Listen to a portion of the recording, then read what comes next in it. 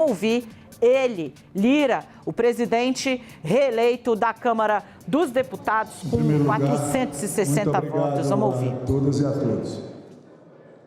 Obrigado aos que disputaram comigo, deputado Marcel Van Hatten, deputado Chico Alencar, cada um demonstrando suas posições, pensamentos divergentes, porém, dentro do que nós pregamos, sempre no campo das ideias, ressaltar a importância do processo democrático e, diferente da eleição passada, eu não poderia iniciar minha fala, que na passada teve ao meu lado meu pai, nesta casa, e que hoje não pôde aqui estar presente, mas onde ele está, ele vai estar bem, ele vai voltar logo.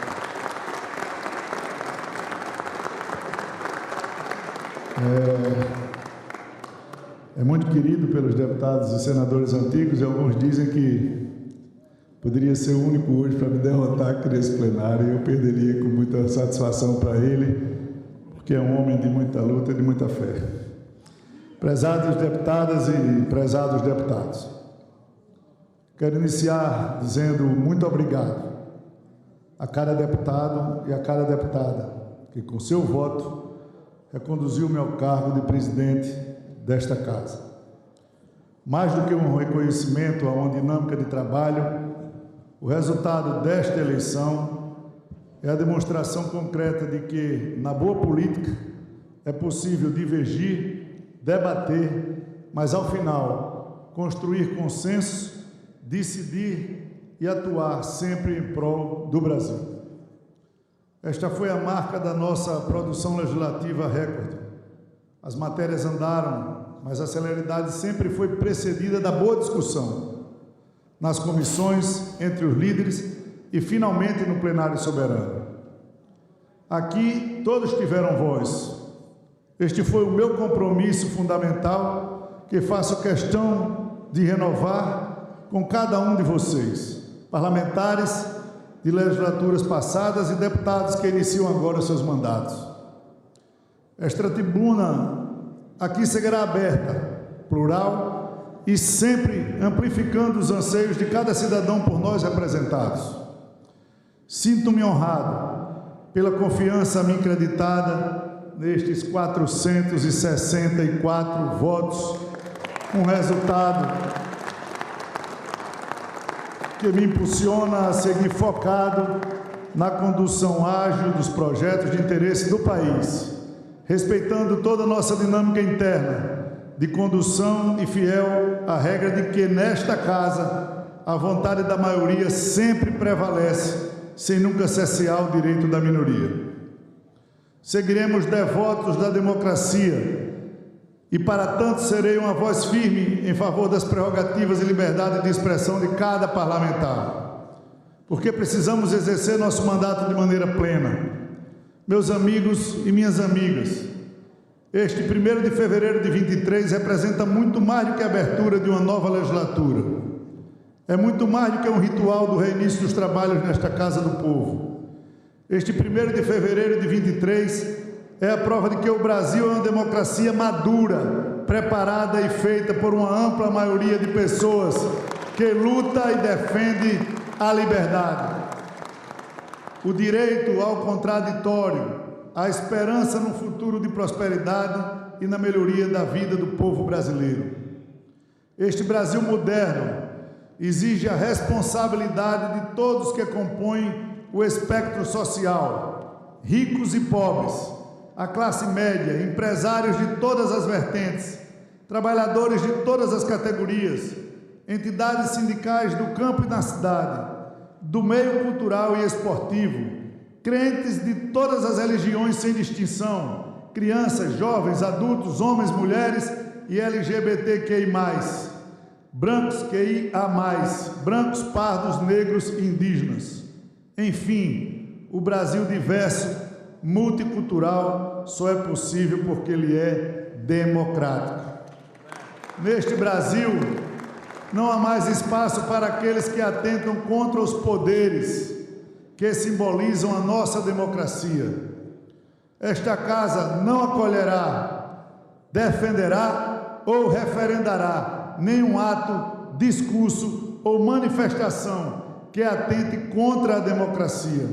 Quem assim atuar terá a repulsa deste Parlamento, a rejeição do povo brasileiro e os rigores da lei.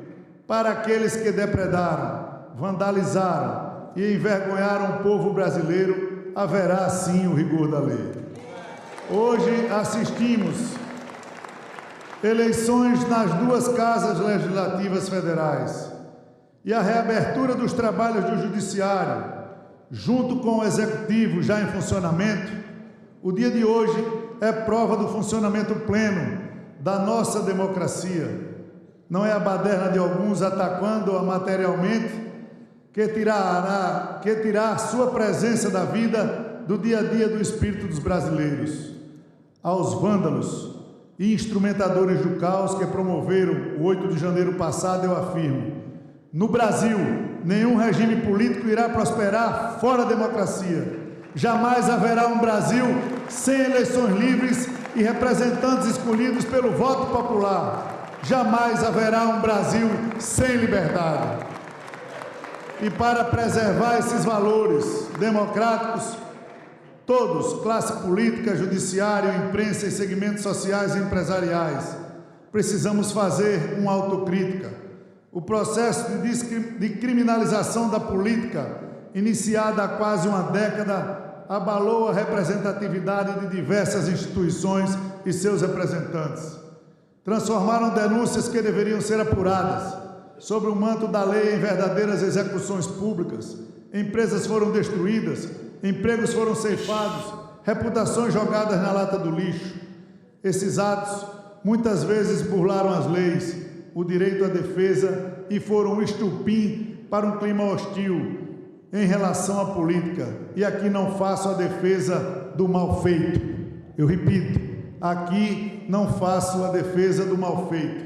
Quem faz errado deve pagar, responder por seus delitos ou provar a inocência e ter o direito de seguir em frente com a cabeça erguida. Neste período, assistimos um acirramento de opiniões que transformou amigos em inimigos, dividiu famílias, provocou mortes e colocou em risco a atividade e a vida de entes públicos. Culpar por este clima de ódio apenas os indignados com a política é reduzir o problema. Todos temos que assumir nossas responsabilidades, fazer autocrítica e trabalhar para mudar definitivamente este ambiente nefasto. Não devemos mais tolerar que presidentes, parlamentares, ministros, dirigentes políticos ou qualquer cidadão sejam ameaçados, nem física nem virtualmente, por radicais, seja qual for a sua vertente ideológica, apenas por divergência de opinião.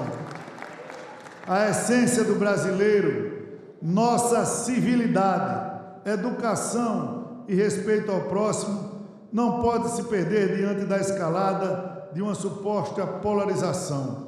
Construir uma relação social saudável, mesmo com divergências claras de opinião, é o papel de todos nós. É hora de desinflamar. Mais uma vez eu digo, o que nós pregamos durante essa campanha, eu aqui reafirmo, é hora de desinflamar o Brasil, distensionar as relações e os poderes da República,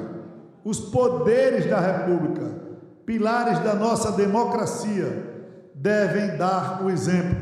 É hora de ver cada um no seu quadrado constitucional, para voltarmos a ver poderes articulando, interagindo, com a clareza exata de onde termina o espaço de um e onde começa o espaço do outro. Vamos continuar trabalhando, ouvindo as ruas, assumir responsabilidades e não cometer os erros do passado, para que o fatídico 8 de janeiro não venha mais acontecer nunca mais. O momento pede o debate de ideias, de fazer reformas importantes para o Brasil, continuar se desenvolvendo. Vamos refazer laços. E o que aconteceu hoje aqui, nesta eleição histórica da Câmara Federal, é uma demonstração de como isso é possível, com convivência pacífica dos contrários, com civilidade e espírito desarmado, sem abandonar princípios e ideologias. Não dar mais para usurpar prerrogativas, interferir em decisões amplamente debatidas, votadas e aprovadas. O Legislativo, sim, é o poder moderador da República e assim continuará sendo. Não dá mais para que as decisões tomadas nesta Casa sejam constantemente judicializadas e aceitas sem sustentação legal. Resta a nós, investidos pelo poder popular, exercer a cada dia a boa política do entendimento, da conciliação e do equilíbrio. Não há espaço na democracia para super-heróis. Ela é feita de homens e mulheres comuns, cada um de nós, como cada um de nós. E o que nos faz ocupar este espaço de decisão é a força dos votos, da delegação que recebemos para vocalizar o pensamento do nosso eleitorado. Portanto, é hora de olhar para a frente, até porque o compromisso com o Brasil e com os estados, municípios e cada brasileiro por nós representados é o que legitima os nossos mandatos. Que tenhamos uma legislatura produtiva e participativa, fiel ao princípio da maioria. Esta Câmara dos Deputados tem um enorme desafio pela frente, rever nosso complexo e por vezes injusto modelo tributário. Não tenho dúvidas que vamos divergir, mas vamos também encontrar pontos em comum e entregar para os brasileiros providências essenciais para o desenvolvimento econômico e social. Com cada poder fazendo a sua parte, o Brasil caminhará seguro para um futuro de prosperidade. Queremos um executivo firme, dinâmico, que saiba negociar e administrar e cumpra com o seu papel. Queremos um judiciário firme, guardião da Constituição, ciente de suas responsabilidades e que cumpra o seu papel. E teremos um legislativo firme, com a Câmara dos Deputados autônoma e cumpridora do seu papel com o povo brasileiro, representado por seus 513 deputados eleitos democraticamente pelo voto popular. Só assim a democracia brasileira seguirá fortalecida. E aqui quero fazer um reconhecimento às Forças Armadas e seu respeito à Constituição. No que pese possíveis omissões e erros pontuais que aconteceram no 8 de janeiro e estão sendo apurados, o conjunto das Forças Armadas reconhecem a obediência ao poder civil escolhido democraticamente em eleições livres. Seja qual for a linha política, assim é que tem que ser e assim será. Vamos olhar para frente. Temos enormes desafios a enfrentar. Após 3 décadas e meia de sua implantação, precisamos fortalecer o Sistema Único de Saúde, tão fundamental nos últimos anos de pandemia, de garantir o direito das minorias, de garantir uma educação de qualidade e sintonizada com o mercado de trabalho deste novo milênio. Sabemos que o cobertor é curto e as necessidades sociais são gigantes, mas é justamente para isso que o Brasil conta com a gente. Somos 513 cabeças que, com muita maturidade, diferentes ângulos de visão e trajetórias de vida, vamos ajudar a construir soluções que evitem o populismo fiscal e melhorem a vida dos brasileiros. Eu vi, no meu sertão de Alagoas, mulheres e homens cozinhando com lenha devido ao preço excessivo do gás. Também testemunhei em palestras na Faria Lima defesa da atual política de preços da Petrobras. Esse é o Brasil continental, diverso, mas que precisamos encontrar convergências e soluções que atendam a todos. É nosso dever andar por este país com ouvidos abertos, legitimando cada reclamação, cada ponto de vista e trazendo tudo isso para as nossas discussões. Esta casa terá sucesso à medida que encontre o ponto de equilíbrio, o centro, o caminho que concilie o social e o econômico. O mesmo vale quando falamos sobre meio ambiente. Sabemos o valor da preservação da nossa Amazônia, do Pantanal, da Mata Atlântica, de nossos rios, lagoas e mares, mas devemos também olhar para os povos que dependem da exploração correta dessas regiões. Nossos povos originários precisam da mão protetora do Estado, da assistência e solidariedade de todos e todas. Da mesma forma, temos de olhar com responsabilidade para quem produz, quem planta e colhe o nosso alimento. O agro nos orgulha e nos fez celeiro do mundo. Estabelecer a convivência pacífica, justa, preservacionista e com desenvolvimento é um desafio para o qual vamos debater muito esse ano para encontrar soluções. Meus amigos e minhas amigas, o que posso dizer-lhes é que vale muito a pena exercer cada dia de mandato. O resultado do que deliberamos aqui está presente na vida de cada um dos brasileiros em cada cidade, vila, povoado ou comunidade. Nesta casa estaremos debatendo ciência, tecnologia, meio ambiente, cultura, saúde, direitos humanos, desenvolvimento, indústria, comércio, emprego, renda, ações sociais e todo e qualquer assunto de interesse da sociedade brasileira. O trabalho é exaustivo, muitas vezes, não poucas, muito criticado, mas queiram os senhores deputados e os que chegam aqui, é extremamente gratificante. Estamos participando da construção da história deste país e com dever cívico devemos exercer cada dia do nosso mandato.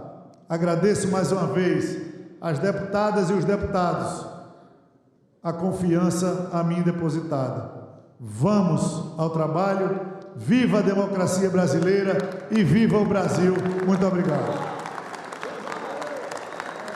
O presidente da Câmara mais votado da história do Brasil acaba de fazer seu discurso. Arthur Lira fez um discurso que tem 9 páginas no total.